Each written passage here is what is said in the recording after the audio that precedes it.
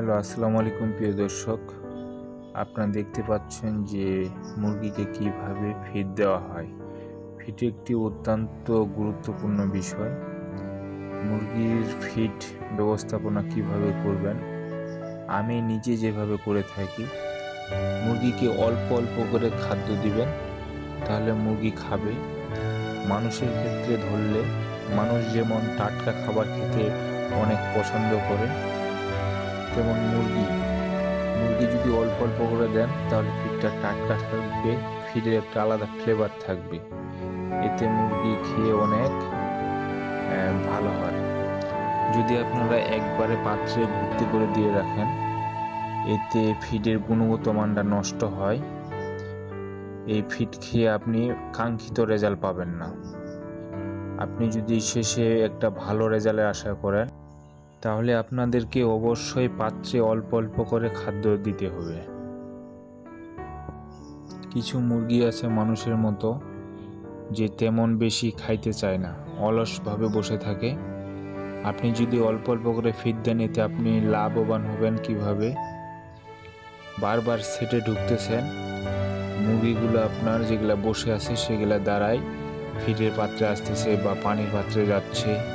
এতে আপনি মুরগি বিক্রি করার সময় দেখবেন যে আপনার মুরগি গড় ওজন ভালো একটা আসে। না হলে কিছু মুরগি এখানে আবার ছোট বড় অনেক হয়। যেমন কিছু মুরগি আছে 1 কেজি, আবার কিছু 600 হয়। আর যদি আপনি একটু ফিড ম্যানেজমেন্ট একটু ভালো করেন, আমি পার্সোনালি যেটা নিজে করে থাকি, তাহলে আপনার মুরগি 1 কেজি 800-র মধ্যে থাকে। এটাকে তেমন একটা পার্থক্য বলে না। মুরগি আপনি দেখবেন একটা বেশ আপনি একটু ফিড অল্প অল্প করে দিয়ে দেখেন, তাহলে আপনি নিজেই বুঝতে পারবেন যে আপনি মুরগি কেমন একটা ভালো রেজাল্ট পাচ্ছেন। যেহেতু এখান থেকে আমাদেরকে ইনকাম করতে হবে, তাহলে একটু আমাদেরকে এক্সট্রা কিছু পরিশ্রম করতে লাগে। যেমন আপনি ফিড দিলেন, ফিডে যদি ময়লা থাকে, অনেক সময় ফিডের পাত্রে অনেক ভুসি হয়ে ময়লা হয়ে থাকে, সেগুলো মুরগি খেতে কষ্ট হয়, সেগুলো আপনি পরিষ্কার করে দিলেন। ঘুরে ঘুরে মুরগিগুলোকে বসে আছে একটু নাড়াচাড়া করে দিলেন। দেখবেন আপনারা যারা মুরগি খামার করে থাকেন, তারা দেখবেন যে মুরগিগুলোকে একবারে আপনারা যদি পুরা সেটে ঘুরেন, অনেক মুরগি বসেছিল, তখন দেখবেন যে প্রত্যেকটা পাত্রেই মুরগি খাওয়া শুরু করছে। এতে আপনার মুরগির যে ছোট বড় হওয়াটা, এটা অনেকাংশেই কমে যাবে। আপনি একটি ভালো রেজাল্ট পাবেন। এই ম্যানেজমেন্টটা যদি আপনি ফলো করেন, বা আমি যেভাবে খাদ্য দিই, আমি নিজেই অনেক উপকার হয়েছি। বারবার বলতেছি, কারণ হচ্ছে আপনারাও করে থাকুন। তাহলে আপনি শুধু একটা বেশ করে থাকুন, তাহলেই বুঝতে পারবেন যে পার্থক্যটা কোথায়। আরও একটা লাভ আছে এখানে, আপনি যখন বারবার সেটে ঢুকবেন, আপনি খুব সহজে আপনার মুরগির রোগবালাই চিহ্নিত করতে পারবেন। আপনার মুরগিতে যদি একটা কোনো ওখানে অসুস্থ থাকে, বা কোনো ঝিমায়, পায়খানা দেখবেন, মানে এইভাবে অনেক কিছু লক্ষ্য করা যায় বারবার সেটে ঢুকলে, বা নিজেকেও ভালো লাগে। যারা আপনারা খামারে আছেন, এত টাকা ইনভেস্ট করছেন, আপনারা সেটের ভিতরে যদি একটু নাড়াচাড়া করেন, আপনি সেই নাড়াচাড়ার আপনার কষ্টের ফলটা আপনি শেষে পাবেনই। আমি 100% বলতেছি, আপনি ওই কষ্টের ফলটা আপনি একটু হলেও শেষে ভালো একটি রেজাল্ট পাবেন।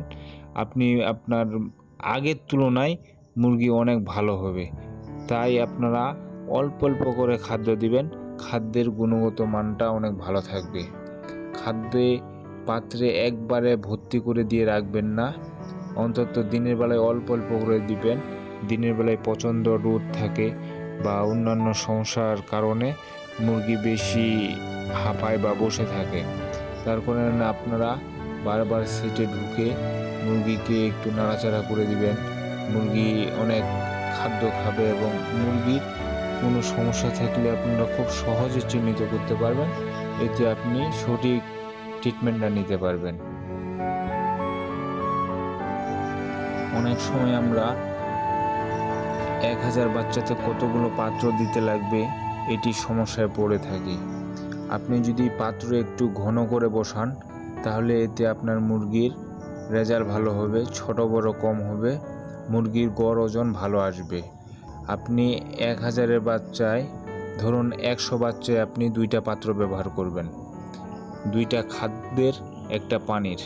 যদিও কেউ না পারেন তাহলে অবশ্যই একটা করতেই হবে, 2টা করলে একটু বেশি ভালো হয়। 2টা যদি কেউ না করতে পারেন তাহলে অবশ্যই একটা পাত্র দিবেন, এর একটার কম দিবেন না, 1000-এ 10টা পাত্র দিবেন। তাহলে আপনি সুন্দর একটি রেজাল্ট পাবেন। আপনি মুরগি যখন বিক্রি করবেন, আপনার মুরগি অত ছোট বড় হবে না, আপনার মুরগির গড় ওজন একদম একুরেট আসবে, এতে আপনি অনেক লাভবান হবেন।